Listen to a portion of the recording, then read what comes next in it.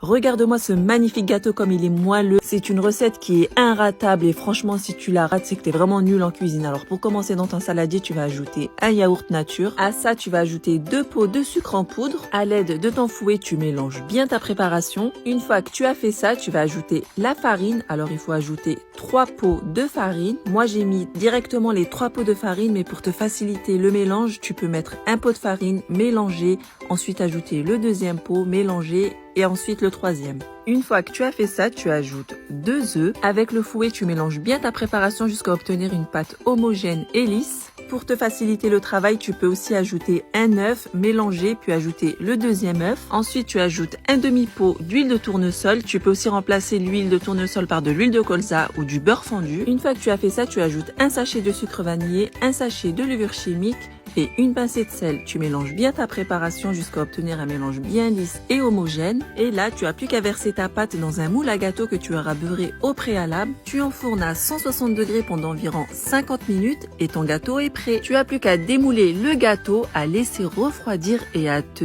régaler. Il est super bon, succès garanti. Pour les plus gourmands, vous pouvez le saupoudrer de sucre glace. Vous pouvez aussi ajouter des pépites de chocolat ou des fruits avant de faire cuire votre gâteau. C'est juste trop bon. Et n'oublie pas de t'abonner pour avoir toutes mes recettes.